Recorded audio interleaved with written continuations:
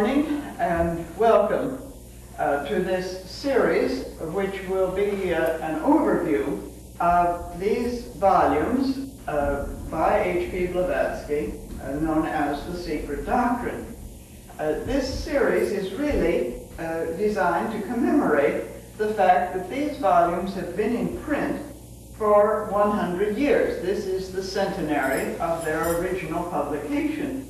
And I think it is a cause for some jubilation that these volumes have never been out of print since they were first published in October of 1888. So this week we have an opportunity to look at what is the Secret Doctrine. This is the 1978 edition, which maintains the original pagination, and this is the way they were when they came out, just 2 volumes. There have been a number of different editions, but this is the one that I will be referring to, and I will look at some of the ideas in this work and also discuss some of the principles. I think it's very interesting to note that in concluding the first part of her major work in Volume 1, the first part of Volume 1, H.P. Blavatsky wrote, "It is barely possible that the minds of the present generation are not quite ripe for the reception of occult truth." Now, whether our minds are any better fitted or ripe, as she used the term, is a question that, well, I'm not sure that we want to answer. I really don't know. But we will be looking a little bit later this morning at something of what the mind process was. What was the mind of the times in which H.P.B. wrote these volumes? I will be referring to her more as H.P.B. That is simpler than saying H.P. Blavatsky or her full name, Helena Petrovna Blavatsky. So H.P.B. There is no question, of course, it seems to me, as to the influence of these volumes, the influence of the ideas that were presented by H.P.B.'s exposition of the esoteric philosophy upon the world of thought. Not only have outstanding thinkers in many, many fields, men of science, leaders in other fields, religious studies, for example, examined these postulates presented in the Secret Doctrine, and indeed many have openly admitted that they were inspired by these ideas, that they, whether they acknowledged the ideas or the source of the ideas, many have acknowledged that it was from a study of this work that they derived their inspiration. At the same time, countless thousands of individuals have derived inspiration, as well as a deeper comprehension of life's mysteries and the nature of man and understanding of our own being from a reading of the Secret Doctrine. So in a little while, I want to discuss what was the frame of mind 100 years ago and what is our frame of mind today. Certainly there has been a tremendous shift in consciousness that has taken place during this past 100 years. One can see it, and certainly a very dramatic shift in the last 50 years, and probably even more dramatic in the last 25 years. I put on the board the dedication which H.P.B. gave to these volumes, and I think it's worth calling attention to. This work, she says, I dedicate to all true theosophists. That's an interesting term. True theosophists. Now, she doesn't say members of the Theosophical Society, but rather true theosophists. What is a theosophist? He is a seeker after truth. And he is a knower. He derives that knowing from an interior comprehension of the nature of reality. So in every country and of every race, for they called it forth And I think that too is an interesting phrase. They called it forth. Almost as though the presence of the genuine theosophist in the world acts as a magnet to call forth the exposition of fundamental principles. And therefore, and for them, it was written. I've also put on the board some of the terms that have been used to convey the idea that there is a wisdom tradition in the world. When the Secret Doctrine is written, underlined, that, or italicized, or whatever you want, when I've underlined it, that is a reference to these two volumes, to the work written down by HPB. We will be looking tomorrow at who was the author to some extent. When it is written without being underlined, and often HPB says in the course of this book, The Secret Doctrine, she's referring to this particular tradition, which for many people was often an oral tradition, that tradition taught in the mystery schools. And so this is distinguished from the volumes themselves. Another term that's used very frequently is wisdom religion. Not a religion, not a creed, not a set of beliefs, but the original knowing, the original religion, which was wisdom itself, the wisdom religion. Esoteric philosophy, and again you will find in these volumes that term used. I didn't put it down here, but also occult philosophy or occult science, occult and esoteric having, of course, the same meaning. Gupta Vidya and Brahma Vidya. The word vidya comes from the Sanskrit root vid, to see, to perceive, to know. And so this is a seeing, a certain vision, a way of seeing. Gupta means hidden. So it was that seeing of that which underlies existence, that which is hidden, or the seeing of the origin of things, Brahman, the creative principle, a perception of that in operation. Bodhidharma. Dharma, again, a very difficult word to translate, but has many meanings. Truth, duty, righteousness. That which supports, that which nourishes the universe. The Sanskrit root there is bri, to support, to nourish. And bodhi is wisdom, is understanding, comprehension. We have it in buddhi, in the Buddha was the individual who was enlightened. So this is the truth of enlightenment, if you like. I didn't put down, and we could also put the Greek term, gnosis. And this, of course, is the same as the Sanskrit jnana. Jnana yoga, HPB calls it, and the GN. And this, of course, gives us the English knowing. And students of language, the GN, JN, KN, this is all the same root in the Greek and the Sanskrit and in our English, knowing. More contemporary writers have used the phrase, Aldous Huxley, for example, used the phrase perennial philosophy, that philosophy which is always present in the world. Houston Smith speaks of it as forgotten truth, the truth which is really basic to our nature and which we have forgotten, which we no longer remember. And of course, we call it, or many call it, we know it, perhaps more directly, although most difficult perhaps of all to define, theosophy. It is indeed theosophy. So I hope that these words, these terms, which can be used interchangeably, may be helpful to see. Each gives, of course, a slightly different meaning, but basically the same meaning.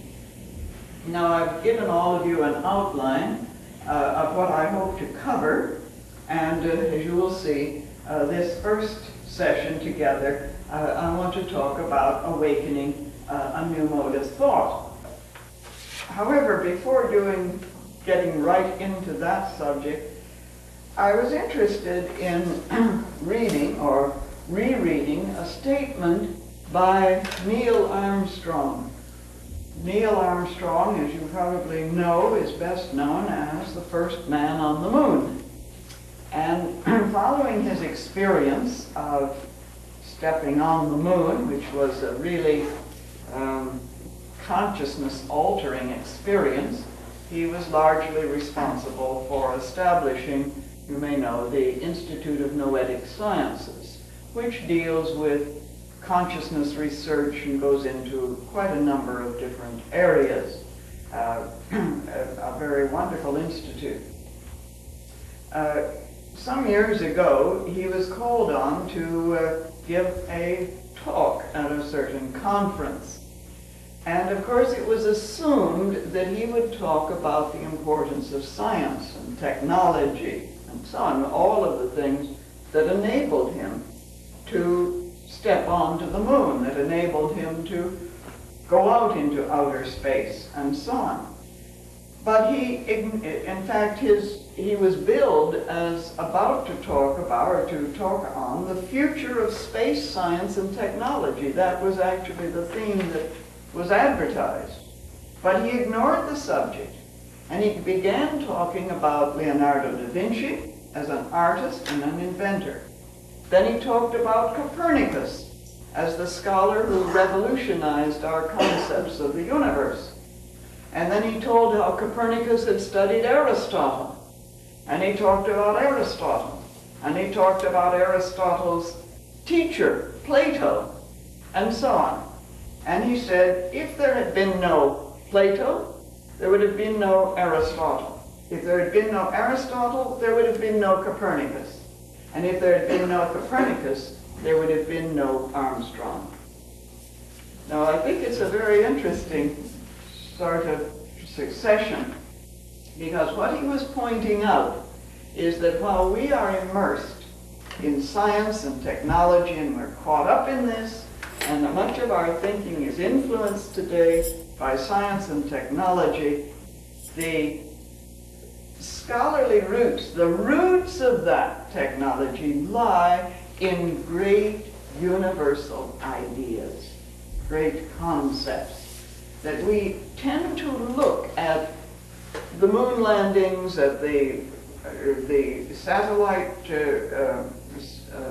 shots of Mars and Venus, and traveling to the outer planets even, as great technical feats.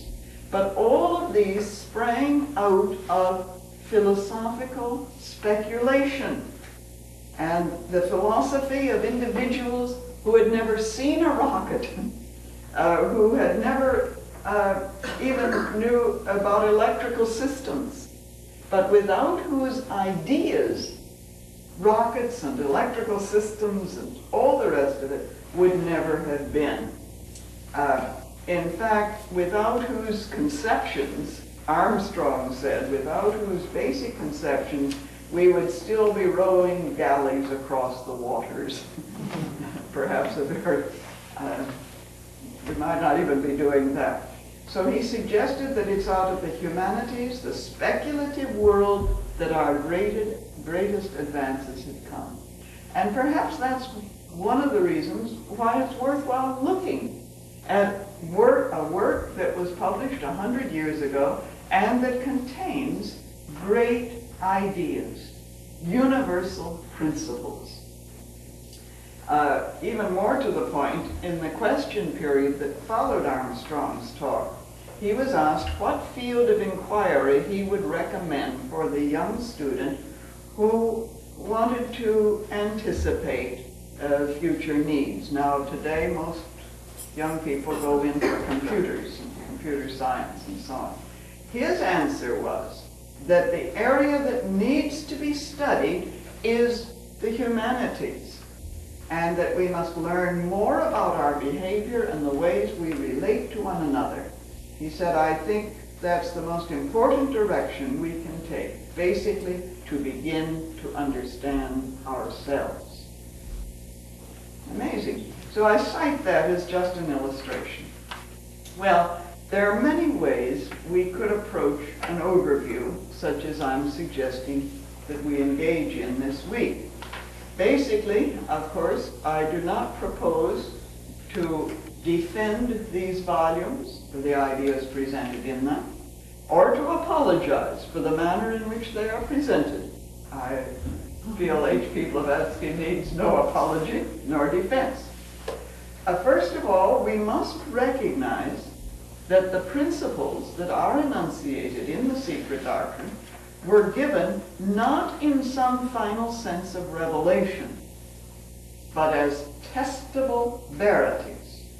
And in this, the study of these two volumes differs from all ordinary textbooks, all ordinary studies, in that the testability, the verification, lies not in external laboratories, in situations that are external to ourselves, but the testability is unique. It lies in the interior transformations that must occur if there is to be comprehension of the ideas. Furthermore, of course, a student, any student, could, if given enough time and energy and interest, collect the supporting evidence from all the world's religions, philosophies, sciences, arts, cultures, mythologies, and so on. And from that mass of evidence could, presumably, deduce certain fundamental theses or principles. But the ultimate validity of the principles is not because they have been gathered from so wide and ranging a background, but must rest finally on each one's individual intuitive and spiritual perception, as well as on his own inherent integrity in the search for truth. So remember that while we are referring to these volumes, they are not to be viewed as revelation, nor as the final statement of truth concerning man's origins and the origins of the universe. There is still very much work for the earnest student to do, as we will be suggesting, both in uncovering and in interpreting the basic principles embedded in the doctrine, and even more importantly, in testing their validity in our lives. If we are not different as a result of this study, then we have not really encountered the Secret Doctrine. Actually, I think to exhaust the significance would require far more intuitive sensitivity than is present in most of us. The hints and the clues that are given are designed, I submit, to awaken the intuition of the student, to stimulate deeper thought. And that's why I want to talk this morning about awakening this new mode of thought. It's really not possible to teach sensitivity to truth. One can teach a lot of things about, but I think that is something to teach, that sensitivity to order, to beauty, to truth. I think it's something that perhaps it's possible to awaken through exposure to universal principles. And so it seems to me that is what we're looking at. It's to those principles which are presented to us, leaving us to work out both the concepts that derive from them and their applications in our lives. The emphasis throughout is really on what we may call first truths. Now, HPB clothes them in these truths in a great deal of symbology, allegory, legend. She uses the science of her time, the tradition in which she herself grew up, and in which she was embedded. So one has to look at that. Pythagoras, who of course was in this line of the tradition of the wisdom religion, and to whom she pays tribute, of course, the teacher of Socrates and Plato.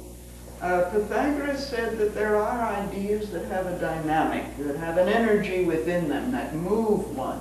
And this is indeed what is present, I suggest, in these volumes. This, of course, is known, therefore, the method that is used is the deductive method, quite contrary to the customary scientific method of working from particulars to universals. This is another thing that may make it sometimes difficult. Because what is established are universal truths, first truths, truths which are self-evident when they are really understood. The approach then, this approach is fundamental to the esoteric philosophy. It's through correspondences or analogies. And HPB makes this very clear. She emphasized the necessity of using analogy as the guiding thread to an understanding. It's the primary means to bridge the gap between the metaphysical and our experience in the physical world. So I suggest that for the individual who is willing to grapple with great ideas and who begins to perceive in these ideas their transformative power as well as their practical application, the study of the Secret Doctrine is an exciting adventure. It's a never-ending quest. Not so much in building up information. One can, accumulate a kind of encyclopedia of information, data presented in, and so on. This equals that, and so on. That is not the purpose, it seems to me. But because one can accrue that sort of thing as you come to understand the terms more and more. Many terms are employed that may seem strange and turn off many students.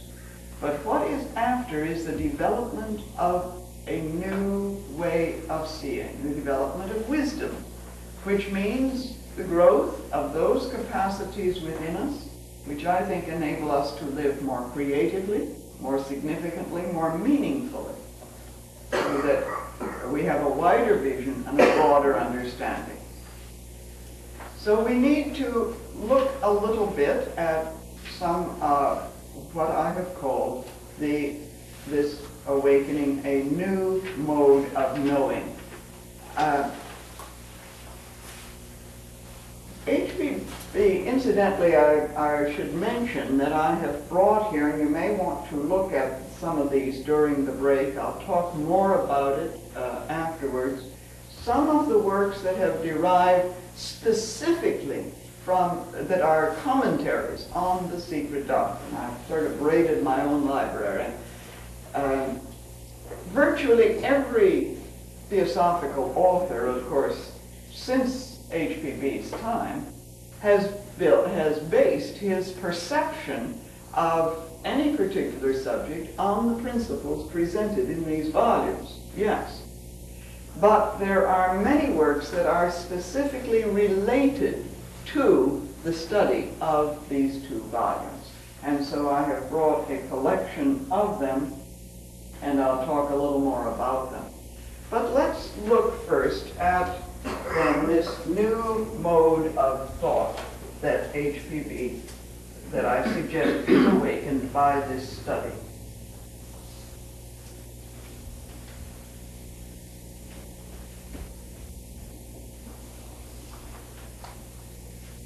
I'll leave up the dedication because I think that's important. Now, in volume 2, page 335, and all of my references, incidentally, are to the original volumes, but in the 1978 edition, and there is available, if you have the 6-volume edition, for example, there is available a concordance to the 4 copyright editions. So you can always get hold of a concordance. For those who have what's known as the Adyar edition, a 6-volume edition, this concordance is available. If you should get the new edition, the 1978 edition, this concordance is given in the third, the volume that goes with these two, which is the Index and Bibliography. And I might just say that this was prepared by Boris Dzirkov, this whole edition, corrections made, and the Sanskrit updated to the contemporary way of the presentation of the Sanskrit and so on. It's the most complete index that has ever been prepared. And in that there is also this concordance is published so that it's very useful to have.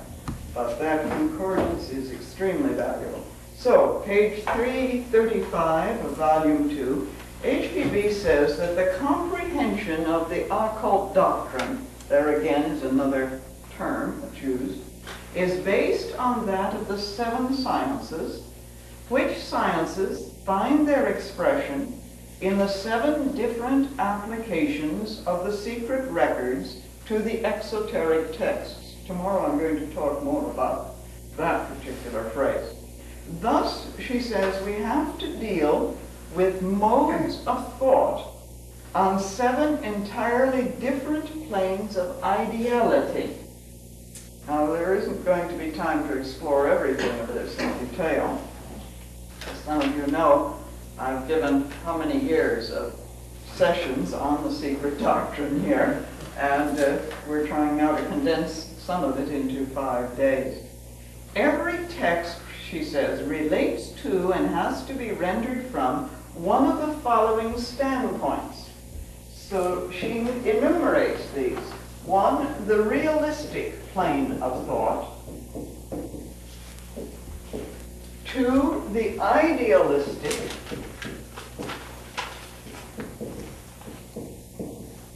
And 3, the purely divine or spiritual.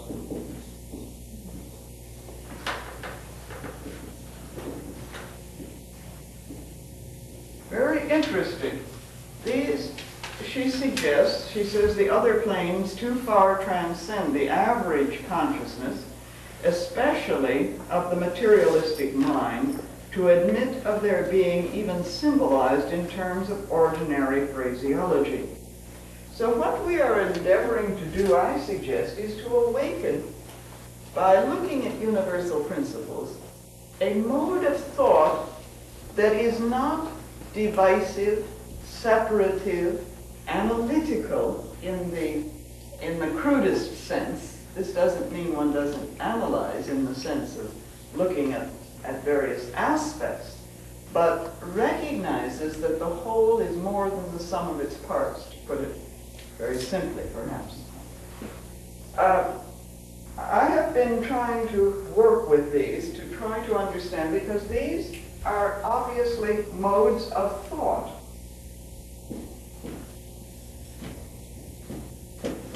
Which means they all refer to the realm which is technically known in the Sanskrit, and which HPB uses, as the realm of manas, which is a direct reflection of a primary concept, primary idea, found in the Secret Doctrine, that the universe is through and through conscious, intelligent. That consciousness is the very fabric of the universe. And therefore, the creative principle is the universal mind, if you want to call it that, or Mahat, as HPB refers to it. So that from Mahat, reflected then, is manas, is the capacity to know, to respond in a knowing manner. So these are modes of thought, of manas.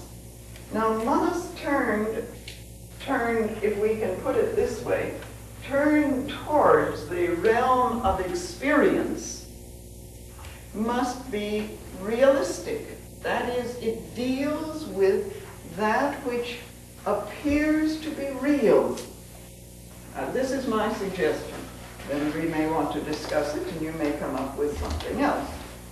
but it is that which looks outward and which gives thingness to all that we see, and suggests, therefore, that it has its practicality. And the more I've played with this, the more, to me, it begins to come as a kind of interior insight. The idealistic is that which deals with, we can say, the archetypes, or the archetypal realm. What are those ideals in Aristotle, those ideal forms, Plato also, those archetypes in which the ideal is set forth? This is, as it were, monist, mind in its own realm, you see, the idealistic, the archetypes. We can talk a little bit more about that. The divine or spiritual mode is that which looks upwards, if you like, to that realm of pure knowing which is beyond all language, which is beyond any description, therefore.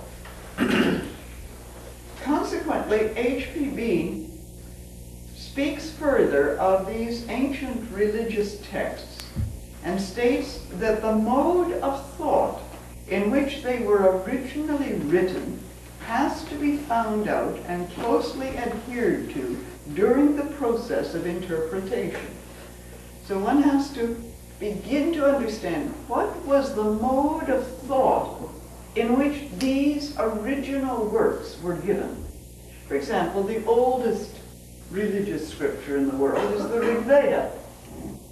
Now, what was the mode of thought which inspired the ancient rishis of India in presenting in that remarkable hymn, the hymns of the Rig Veda, the patterns that, it was a mode of thought that dealt very much with pattern, I suggest, if one reads the Rig Veda, and therefore with the idealistic mode of thought, really, but flowing from that divine or spiritual mode of thought.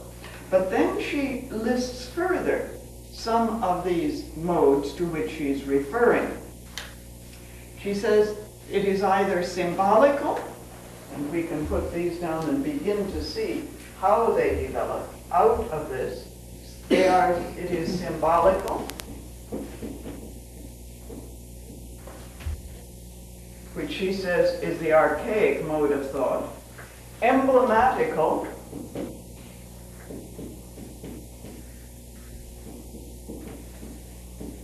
which is an interesting term she uses. She says a later, though very ancient mode of thought, parabolical,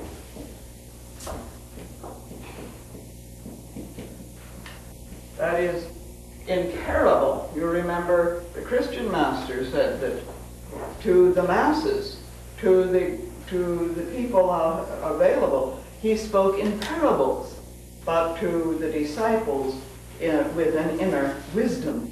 And so parabolical, which she also calls allegory, hieroglyphical,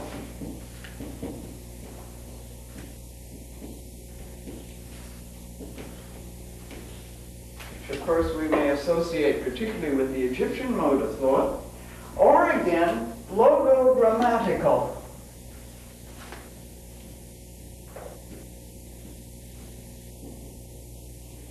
And it's interesting, all of these really refer to the idealistic, that is, to the archetypal. Logogrammatical, incidentally, which she says the most difficult method of all, is that method by which every letter in a name, for example, Abraham, or Adam, or any of the, or in the Kabbalah, the very names, every letter represents a whole word. And so she says no one who is not initiated into the mystery of the occult religious logography can presume to know what a name in any ancient fragment means before he has mastered every letter that composes it. So this is indeed very difficult, and I'm not, obviously, not initiated into the mystery of religious logography, so don't ask me. But here and there she gives us some clues. She gives us a number of clues of this mode of thought, in which the very name, because names, of course, have great meaning, great potency, great significance.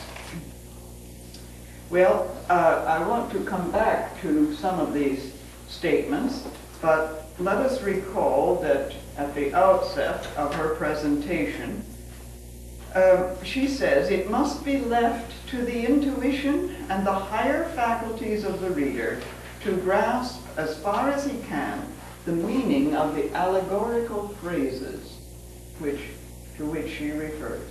Indeed, she says, it must be remembered that all these stanzas, and I will come back to that, appeal to the inner faculties rather than to the ordinary comprehension of the physical brain. Now, because of the uniqueness, therefore, of this presentation, the presentation of universal principles, and one can say, well, why didn't she just give a small manual? These are the universal principles. Because that would not have awakened in us anything more than just a kind of exercise in memory. If I memorize these 10 principles or 15 or whatever they are, 3, 4, whatever they are, then I know the esoteric philosophy, which is the whole point. And one doesn't. So she hangs it, as it were, onto a very ancient manuscript known as the stanzas of Dzyan, D-Z-Y-A-N, Dzyan. Difficult word to pronounce, and even more difficult in meaning. It is clearly related, however, to the word jnani, to the word jnana, to the word chan. It is related, therefore, even to the word Zen. But fundamentally, it is out of a meditative experience, dhyan, and she makes reference to this in a footnote early on. These are then statements which are derived from a kind of hearing of the oral tradition in meditation. And therefore, by the very dealing with them, which we will do, one comes to a kind of interior insight. So we're dealing with modes of thought and the awakening of faculties which for the majority of humanity are really quite unknown. It's of interest, I think, to learn that Annie Besant, who you may remember was given these volumes by W.T. Stead, who was editor of the Pall Mall Gazette, and asked to review them.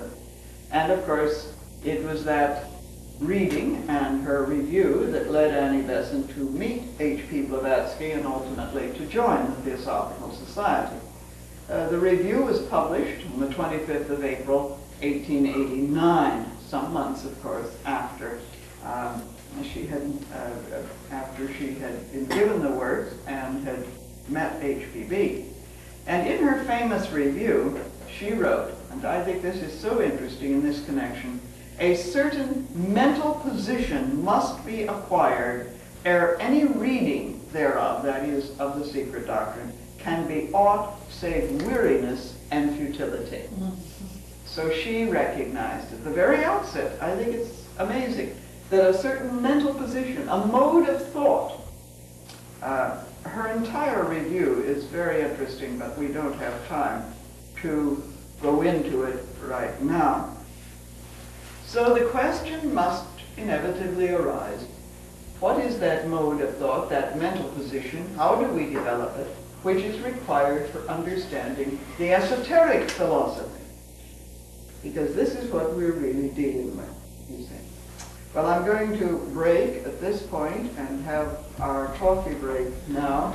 I'm watching the clock very closely because of the attempt to videotape this, and we're trying to keep it within the limits that we have assigned to that.